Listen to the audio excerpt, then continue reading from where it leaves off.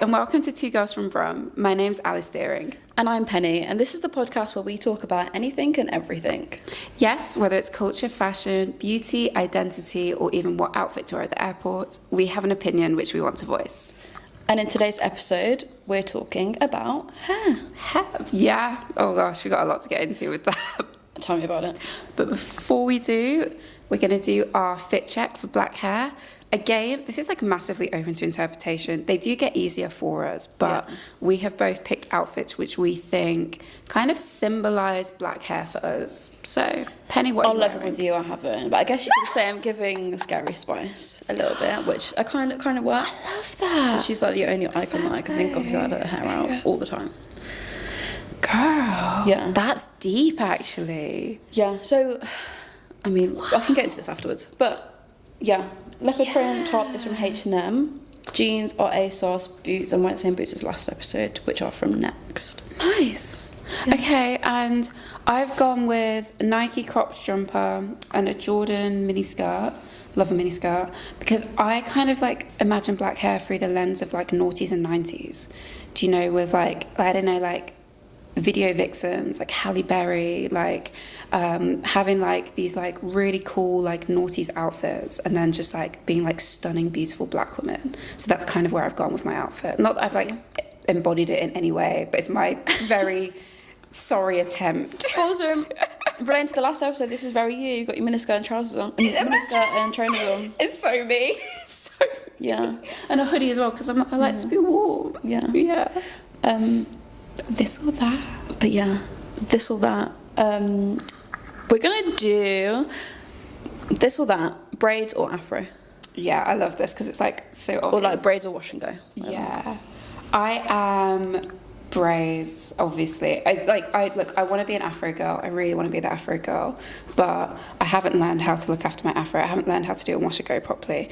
And part of that, no, all of that is because I'm lazy. So I'm upfront. Like I think it's okay to say that to get afro hair to the standard of which it is expected to be and how it's meant to look, I think it's okay to say it takes effort. And I don't think that should be controversial. I think I'm very much with the natural hair movement in the sense of I think we should absolutely embrace our hair, but I think it's okay to say actually it's a lot of effort sometimes, and sometimes most of the time I can't be bothered, which is why I'm always basically in braids, because you wake up and it's good to go. So that's me. No, I agree that it can be a lot of effort, like you say, to get to the standard, especially for certain hair textures. Yes. So for context, I would say my hair type is 3C, but it goes through all of the threes. Yeah. And yours is type 4B, 4A. Yes, yeah. The course is 4B, yeah. And yours is dense and it's thick. It's very thick. So we're kind of held to a slightly different stance when it comes to hair texture. And I agree. I think in terms of general society, there's a difference in how our hair is accepted. But I also think there's work to unpack that. Yes, we've talked about this. Yeah. So Alice likes her hair in a very specific way, and that way is when it's first been washed and it's been styled, when it's like super defined. Yeah. And that's something that takes a really long time to get through. Yeah. I think. Like for me now, I'm like, I don't care. Make it frizzy. I think sometimes I also think that you have to play into the frizzy. Yeah. And see it as like a really positive thing rather than feeling like you have to be into submission all the time. But I think what people don't often talk about is the fact that most people, when they first start their curly hair journey or natural hair journey, they only like their hair in that first initial first wash state. My sister's the same. She really struggles, even though she's got even a looser hair texture than me. Wow. You're so right. Like, it is really frustrating. Like, I haven't worn my afro out, out as in when I say I've been out of the house and I've had my hair not tied up in years, in literal years. And it's because I'd get home and it would look completely different to when I left the house. And that's fine. I need to accept that's fine. But in my mind, I'm like, I'm freaking out because I don't know what I look like. Like, I don't know if it's suddenly gone like a mess. But like, not that it matters at the same time. And you see other women, I see other women with the same hair texture as me wearing the afro out, and I'm like, oh my God, what are you doing? Yeah. And I think it's one of those things, you just need to wear it out. You just haven't got to the point where, but aside from the laziness, I'm lazy, but you yeah, also that's part just of haven't it. got to the point where you're like, I can do this, I need to like accept the fact that it's not always going to look the same exact way. Yeah, and that's the thing, it's so unique. Like, I think we're really fortunate with having Afro hair, Afro-Caribbean hair, that's so incredibly unique. I really don't think one Afro is the same as the other. And this is where I struggle with the whole like 4B, like, and it's a really simple system, which again, going back to the labeling thing, that it's easy for people to understand where your hair sits. But truthfully, your hair like sits on like across so many different ones, as we've both said, and it's so personal. Like, your Afro hair will not be the same as someone else who sits in like the 3s, yeah. and mine sits in the 4A, 4B, but it'll be completely different because of the thickness, the texture, all different like environmental implications as well. Yeah 100%. I obviously sit on the side of wash and goes. I get it because like, but for multiple reasons. One, I just really like how my hair looks when it's out and it's big and curly. And I think just because I didn't appreciate it at one point in my life, then I'm like, I'm gonna go big or go home. But also, like, I would have like braids and twists more often if I didn't have the job that I did. Yes, that's such a good point. Yeah. So I would be experimenting more if I knew that at some point I wouldn't have to do curly hair content. Yeah, or like I didn't have a shoot coming up or whatever. That's so funny. Because I know that people book me because of my your hair. Yeah, that's such a good point. Actually, this will be a whole other topic. It won't be in the series, but we will talk about photo shoots. Yeah. And one of my good friends is also a model. She's a black woman, and we talk about this often. Is the fact that you either turn up as the braid girl, as the Afro girl, or as the wig girl, or as the bowl girl. I say bowl, that's really mean. You know, but shaved true. head. You are buzz cut, yeah. You are one of 4. You cannot be 2. You can't be 3, or you can't be 4 of those. If they see you for Afro, they're booking you for Afro. If you turn up with a shaved head, you're probably going to have a very awkward conversation with them. Yeah. Like, you have an awkward conversation with them anyway when they don't know how to do your hair. Oh, yeah, this is the we can talk about this now. Should we talk about it now? Yeah. Let's get into it. For me, it's relevant. Yeah, it's true. Yeah, because it's your day to day. Yeah. Yeah. Please, for the love of God, don't book a hairstylist. If you've got a black girl on your shoot, a mixed girl, anyone with curly, textured hair, do not book a hairstylist who doesn't know how to do it. Yeah. Like, and that's the if you're a hairstylist, and acknowledge the fact that you can't do it, and say something. Yeah, say something. Ask how do you do your hair? Yeah. The woman sat in front of you, or the man sat in front of you, will know their hair better than you will know them. So ask what they do, and trust me, I think they'd much rather you ask, what do you normally do with your hair? Yep. I have been very fortunate of all the photo shoots I've been on. It's going to sound arrogant, but it's been about me. It hasn't been about the product. So they have got people who are very experienced and specialist in Afro hair. And I pretty much always get asked, how do you style your hair? And at majority of shoots I would go on, I would always have my hair up in some way, because that was like my look at the time. But some of the horror stories I've heard of like girls leaving shoots when they've came in with their natural hair like out, and having to basically come and go and cut it off afterwards because they've put way too much product in, way too much gel. Yeah, I don't know if I told you about this shoot. I did a shoot a few years ago now, and it's for a big department store. The photos ended up on Oxford Street. Damn. That's a hint. Did I get paid Oxford Street money? No. Yeah. So it was on my birthday, for context as well, the shoot was, and I'd had a really awkward conversation with like one of the directors or something on the phone, because no one had given me the studio number. I was like outside the building, I was like, let me just call someone to actually ask them the phone number, because I don't know what it is. And I said, hi, I'm one of the models for the shoot, I'm just letting you know I'm outside. She goes, oh, well done. Not joking. So I was already fuming. What, as in like sarcastic? Saki, oh, well done. Yeah. God. Yeah. So I was already not in a good mood, and at that point I was like, should I just turn around and go home now? It took everything in me to still go into that shoot. Yeah. Anyway, turned up, and turns out like something had happened with the shoot, and everyone was like panicking or whatever. So I was like, okay, she's in a bad mood, but she still shouldn't have talked to me like that. Yeah. I got there, I walked up the stairs, and I'm not joking, the hairstylist literally greeted me. My hair was red at this point. I was on day 3 hair. and which day 3 hair typically the best hair to work with. Oh, okay, fair. In my opinion, Yeah, like fair. It's your hair, it's you know lived it best, in. this is my point. The curls are soft. Yeah. If you want to redefine it, you can redefine it. It's Yeah. really simple. I walked up the stairs and she'd literally greeted me with curling tongs in her hands. And she was like, yeah, so we're going to tong your hair. And I was like, well, I'd rather you didn't. Like, first of all, it's unnecessary. And she goes, well, what would you do? And I was like, well, if you think it needs redefining, I normally like spritz it with some water, finger coil it if it needs some gel, and then diffuse it, and then pick it out. And she goes, well, have you got an afro comb?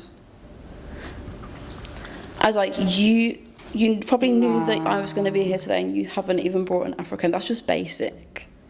Basic. Oh, my God, nah. The anger that I'm feeling. And then I went on, what was the other shoot that I did?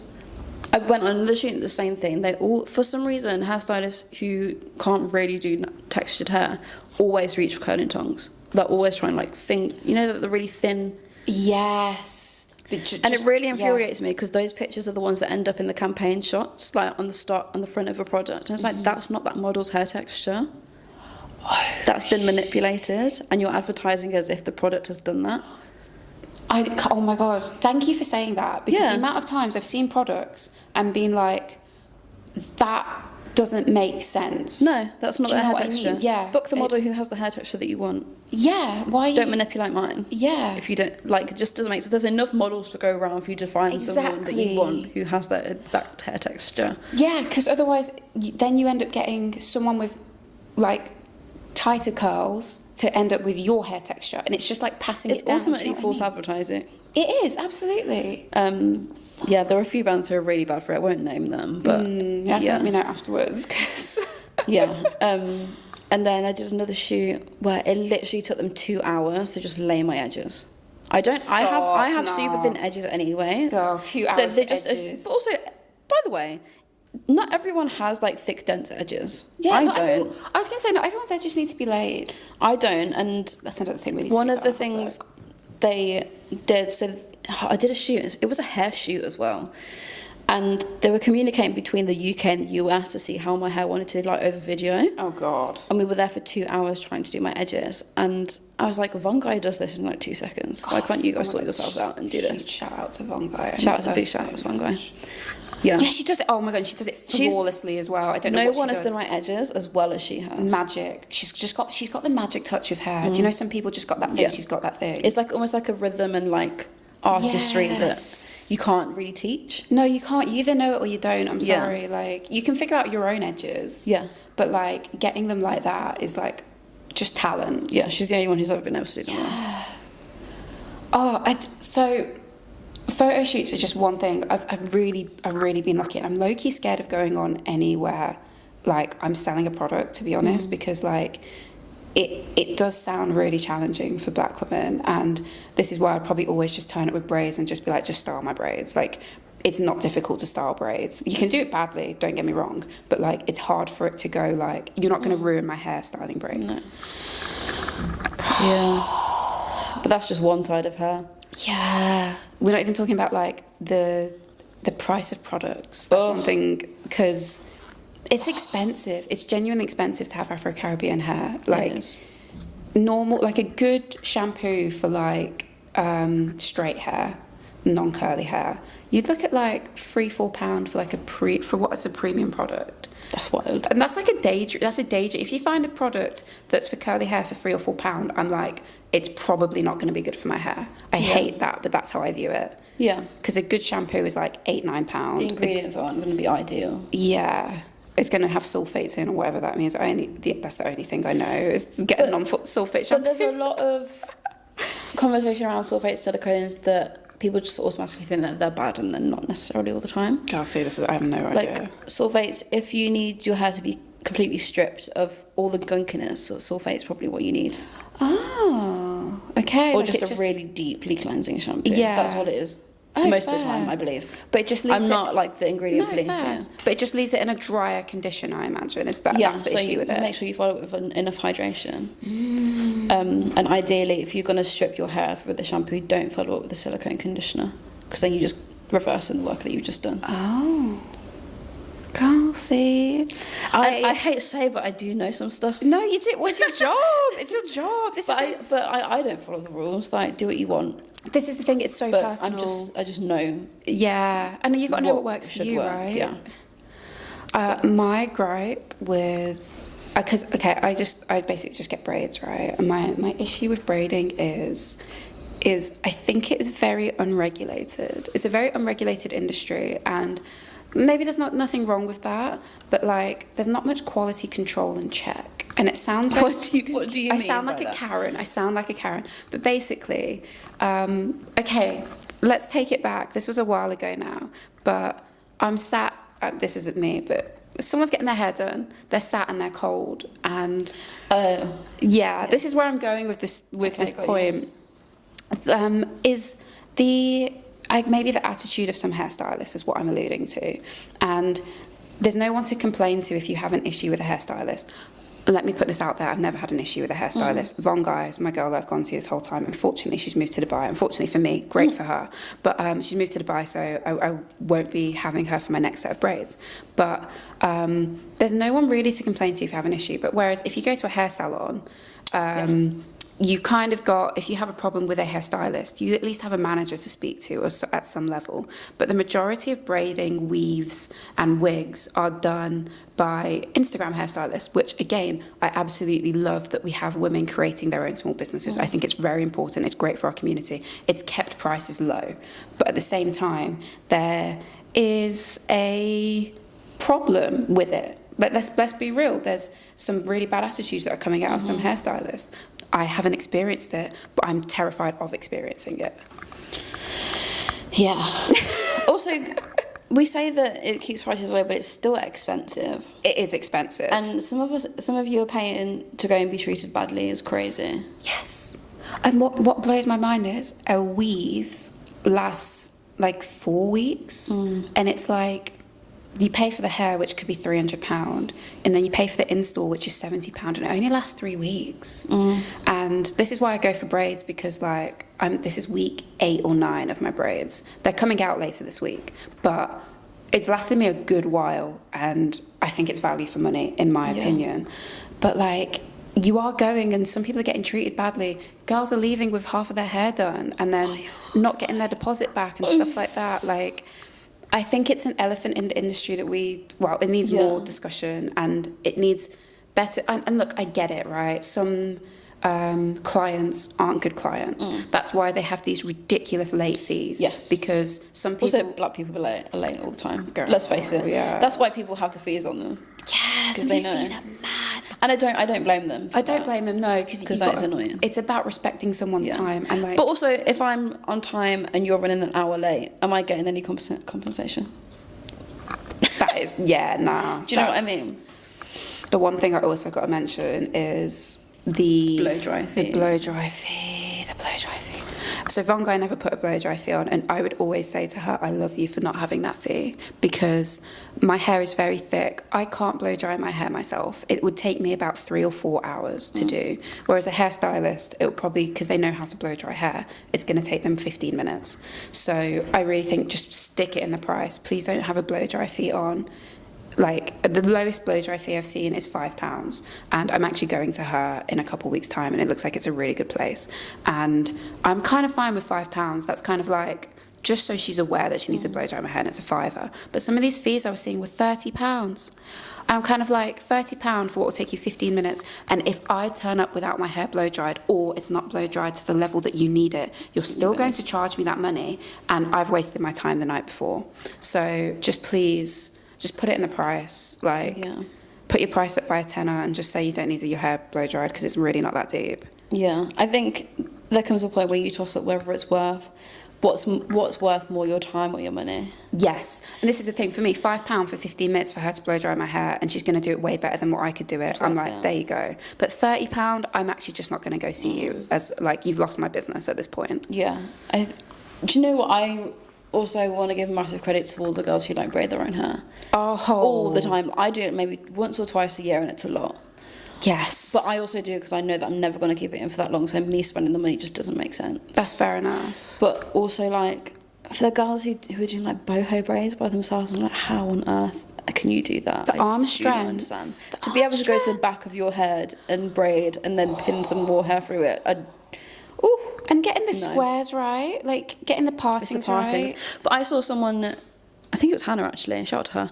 She went someone, got her partings done and then braided it herself at home. Oh, that's big girl. That's smart, actually. Because I was going to say, I could probably learn how to do a knotless, because you just, like, learn how to mesh the hair in, right? And then after, like, anyone can do a plait, right? Do you know what I mean? But the parting and the blow drying and the gel. Yeah. By the way, can we stop putting so much gel on people's scalps? Do you know what I mean? Yeah. I hate rough. It is rough. I just don't think it's necessary.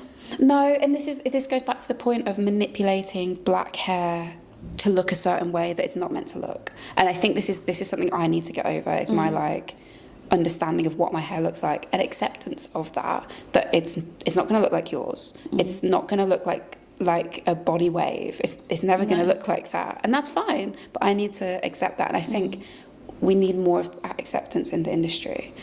And I don't know what these, like, it's racism, basically. It's racism that's been placed on black people, but I think we're now at a point where it's really been internalised by us, and I'm not blaming black people for this. It's difficult, and we need to reject it, basically. We need to get to a point of where we're rejecting it.